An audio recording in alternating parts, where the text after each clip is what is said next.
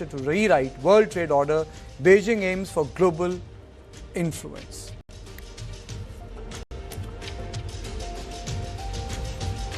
The global economic order is undergoing a decisive transformation. Tonight, we track how China is leveraging U.S. tariffs to cement long-term strategic dominance in world trade.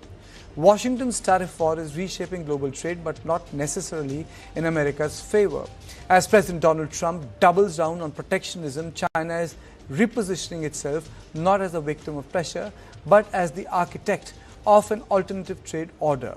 Beijing is accelerating engagement with Europe, the Gulf, Africa and Asia Pacific, expanding its economic footprint at speed.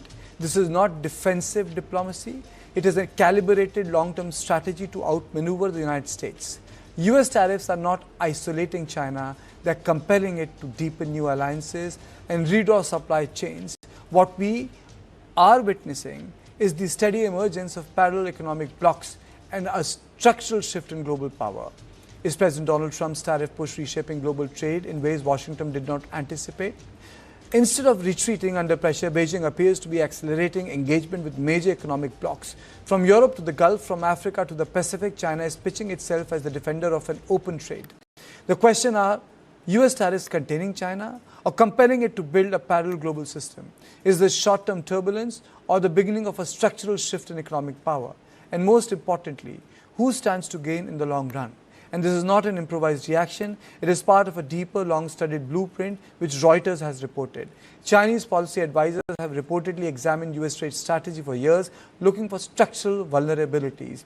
The aim is clear: integrate China so deeply into global commerce that decoupling becomes economically impractical. Trade agreements, digital infrastructure, AI-enabled logistics, all are tools in this long game. But can global dominance be engineered through surplus exports alone? Or will concerns over market access and overproduction create resistance? The numbers tell their own story. China's 12-month rolling trade surplus has now surged to nearly $1.2 trillion, the highest on record. Exports continue to outpace imports dramatically, even as domestic consumption remains relatively soft. This isn't just a statistic, it's leverage. But it's also a source of global friction. Can the world absorb the scale of surplus without backlash? So what does all this signal? A world potentially divided into compelling economic spheres, one US-led, another China-centered. Countries may soon be forced to choose between market access in America and integration with China's manufacturing ecosystem. If Beijing successfully locks in long-term trade deals, Washington's leverage could diminish over time. But without meaningful rebalancing at home, China risks refueling protectionism abroad.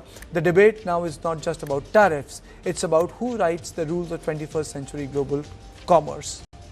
On this, I am joined by Anuksha Saxena of the Takshashila Institution. Thank you so much, Anuksha. Do you think that China is leveraging the tariffs? Right.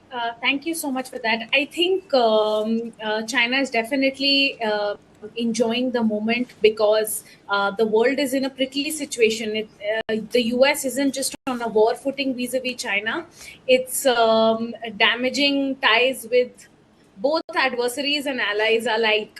Of course, with adversaries, it's escalating tensions, and with allies, it's introducing deliberate frictions. And what that's doing is it's forcing the world to not just make a choice between the US and China, it's also coaxing them to be more moderate towards China, even as they figure out alternatives either between themselves, which essentially means middle powers. Can it divide Europe? Sorry? Can it divide Europe?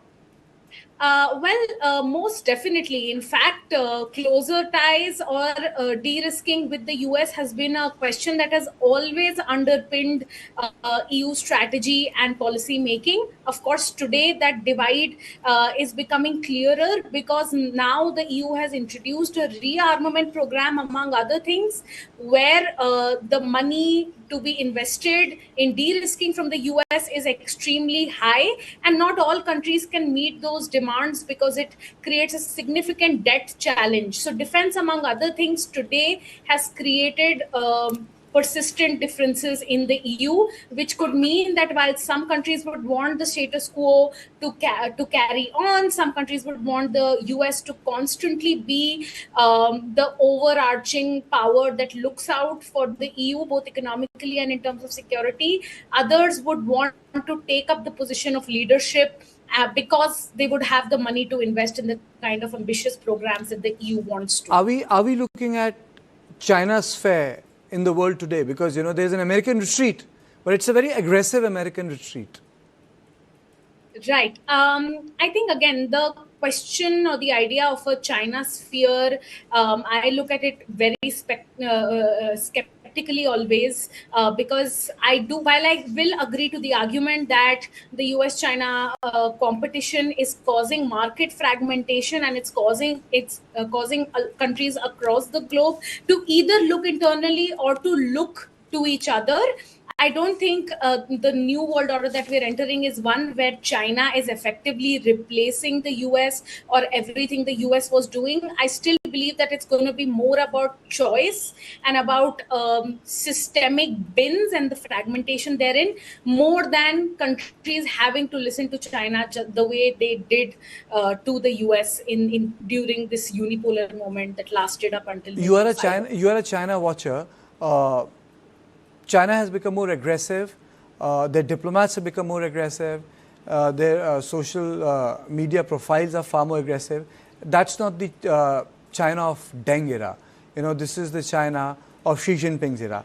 But do you think that this will lead to more violent confrontation, or you think that China will avoid it for some more time? Right. I think if by violent engagements you are referring to an invasion of Taiwan, then I think China has important internal reasons by which it cannot possibly think of taking over Taiwan or attempting an annexation strategy in the coming years, maybe 10 years down the line, but not in the immediate term. But I do think what has happened because of the economic foundations laid during the Tang era and then under the Jiang and the Hu Jintao eras, what that has done is it has brought China to this position today where it has the capability to be the world's biggest manufacturer, it have an established defense industrial base. So no one's arguing here that China isn't extremely powerful under Xi today. But and I think that is going to manifest itself in military provocations in the form of under the threshold kinetic means. But if you're thinking war, I would tread lightly on that for the next 2 to 3 years. But opposition to America has become much more vocal. I mean, even if you say that there is an overproduction, what difference does it make? They still have a 1 trillion surplus. Right. Again, I think China being an economic giant and being the world's factory floor, all of those are not particularly new things for us. Why today it is a bigger problem than ever before is because the world has changed and they're increasingly realizing that Chinese overcapacity is a problem and it needs to be worked upon. China obviously hasn't done anything to assuage that. In fact, it has doubled down on its rhetoric and its policy on continuing to be an export-led economy. But the world that it is now dealing with has changed. Markets are looking internally. Countries want to build everything on their own and live in these isolated silos. That creates all the more hostility, which I think somewhere or the other makes China more aggressive and kind of a hindrance to rebalancing. Okay. I've really run short of time. Thank you. The entire idea of this small on point was to tell a different story from the Chinese perspective. It's not as if, the Trump is getting his way. People are resisting, countries are resisting, and they are trying to find their own ways to maintain the economic sovereignty. India-China relationship are not on equal footing. They are not on good terms. But the fact of the matter is that the order which America built in the last 100 years, the Trump has shattered it. So this is all I had on point tonight. I'll see you next week at the same time. Thank you and good night.